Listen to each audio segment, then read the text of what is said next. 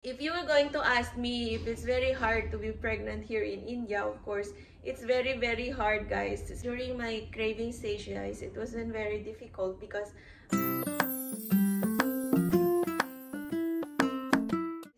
good morning, everyone, and welcome back to another vlog. So, I woke up early, guys, today, and today we need to go to the shop early. My husband's still sleeping, and kami ni baby. Gising na kami ni baby. Kasi hindi na naman ako pinatulog kagabi. Sipa na naman po siya ng sipa. So, ayun. So, for today, guys, is gagawa ako ng fried rice. I make a spring roll as well last day. So, maybe I'm gonna make few spring roll as well. Because I tried it only yesterday and it was good. Vegetable spring roll. So, however, I don't like the wrapper here, guys. It's not nice. So, I cut already, guys, all the ingredients. So, it's here, all the vegetables. It's mixed vegetables, guys. I have carrots, capsicum, and mushroom. This one is broccoli. This broccoli is very cheap nowadays, guys, in the market. It's only 40 rupees, 1 kg, and it's too much already. And then we have also we have also cabbage here. So all the vegetable is there, and then I have my onion, my garlic, and then chili, of course, and our leftover rice from the fridge. So we should not waste the rice, guys. That's why yesterday I make curry for the dinner, so there is leftover white rice, so I'm gonna make it for fried rice. Start cooking, guys. As you are observe always, I'm wearing this pashmina here in front of my tummy because of the heat of the stove, guys. I need to protect the baby because I'm always cooking here in the kitchen, and it will be very hot for him or her. That's why I'm gonna use this ghee, guys, for cooking because you know my husband is not really, he don't like the mustard oil, and me also, I don't like the smell. That's why normally we are using ghee for cooking. It's very healthy. So it's mixed up with manok. So i-mix natin ang manok, guys, para may lasa. Susuti ko muna yung manok.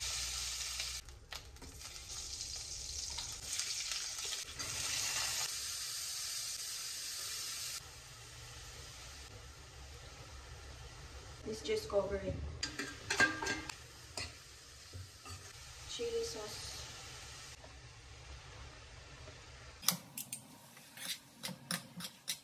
Coriander leaves, guys. Natin kung masarap yung fried rice na niluto ko. So ito yung Indian fried rice, guys. Normally we used to eat Filipino fried rice without this vinegar. Here, when they are cooking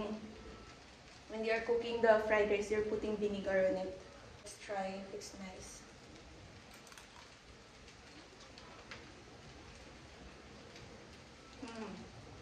Tasty, guys. I don't know if my husband will like it. He likes more spicy. So I think I need to add chili powder. Now we'll start packing the food, guys.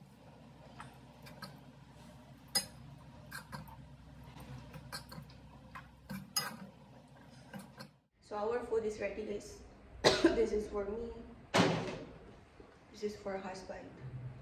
And I'm gonna make yogurt. We are going now to our shop.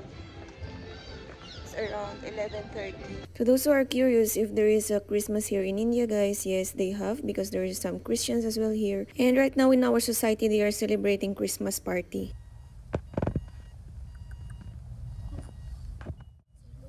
Merry Christmas. Merry Christmas.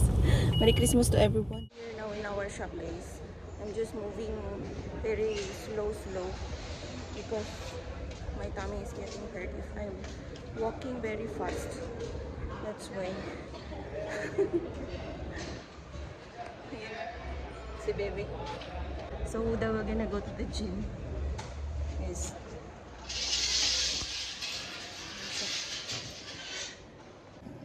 Paalis na siya. So ako na lang mag-isa dito. We're gonna clean the shop, and after that I'm gonna have my breakfast, guys, because I'm very hungry. I woke up so early today and we went in our shop very early also.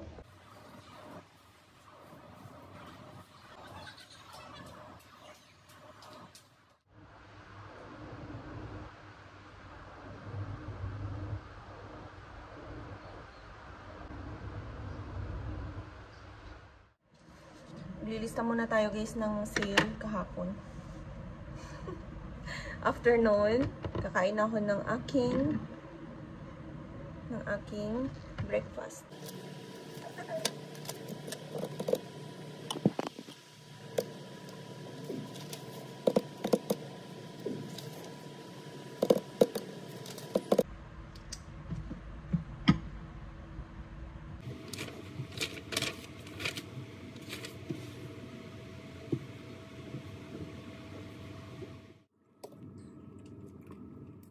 I know this video is already too late because I never update you before when I was craving here in India. First trimester period, I never update you here in my YouTube channel before. What was my cravings, how my husband taking care of me during my craving stage of pregnancy. So yeah, let me tell you the story. Actually guys, I started my food cravings during my 2nd month of pregnancy, guys. So that time it was been very difficult for me.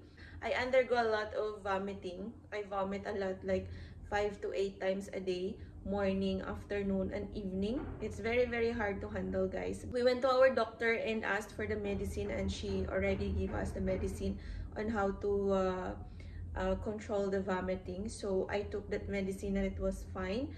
But however, during my craving stage, guys, it wasn't very difficult because I was very sensitive with masala. I cannot even smell masala, guys. Even my husband on that 3 months, he never eat masala. He was just eating only Filipino food, what I have been cooking. What I am cooking, he's also eating. Except sa mga non-veg na niluluto ko. Kasi kumakain naman siya ng manok. So, kapag manok yung niluluto ko, kumakain siya. Tagalogin na lang natin kasi baka ma-detect tayo. Kasi sinikreto lang din namin yun guys, na kumain ako ng mga pagkain ko dito sa India. Dahil yun nga yung mga cravings. Last June or July, it's mango season. I'm looking for something to eat like sour kind of food. I told my husband to find me a mango, guys, like the raw mango. So that day he went in the market, and then luckily he found this raw mango and he bought it home because I was not here in the shop. I was off that time, and he brought me the mango, guys. Oh my god, I ate a lot of mango that time. Even it's very, very sour. Kahit sobrang asim, guys, ng mangga, grabe yung kain ko. So, nagulat ako. Sabi ko, ano ba yung nangyayari sa akin? So, then that following day, I did my pregnancy and I found out that we are pregnant already. Then, the next following days, I'm still craving with this sour food, guys. Yung mga maaasim talaga yung gusto ko, guys. Then, I eat lime. Here in front of our shop, guys, there is a fresh fruits juice over here that is selling lots of fruits, lots of juices as well. So every day when I was here in our shop, I'm always seeing this lime. So I told him, I like that lime. I think I'm craving for it. Can you go and buy that? So he goes and buy it. After that, I crave for sampalok. Sampalok is tamarind in English. So I told him, can you find this tamarind for me? Because I really crave for this tamarind. I saw it only in the video, guys. One lady is eating tamarind. And I said, I want to eat also. Then I told him, can you find it on me? Can you go to Panwala and check for it? Then luckily when he go there is like a sweet tamarind over there that they are selling. Yung sambag ba, guys? Yung parang may asukal siya nakasama, ganun. So I eat it. The following day when we went to the doctor, guys, after that, he also buy for me Nariyal. Nariyal is coconut. So, here in India, they don't really believe that this coconut help a lot and lots of benefits for pregnant women. His uncle wife, when she was pregnant, they're drinking this Nariyal water or coconut water. That's why they advise us also to buy it and drink. So, he buy also, guys. So that's how my husband very supportive to me. If you were going to ask me if it's very hard to be pregnant here in India, of course, it's very, very hard, guys, especially if you are a foreigner. I don't know if I'm the only one who feel that, but for me, it's very difficult, guys. Ayaw ko talaga, guys, ng masala. Nung time na Nung time na nagki-crave ako guys, nung naglilihi ako, hindi ako lumabas dito sa shop namin. Because even a small smell of masala guys, I'm vomiting already. I'm even vomiting here in the washroom, here in the mall. Too much vomiting. I don't like the smell of my husband perfume also. Those first trimester is very, very tough guys. Those first trimester is very tough. But I'm very lucky that my husband is very supportive to me whatever I want to eat.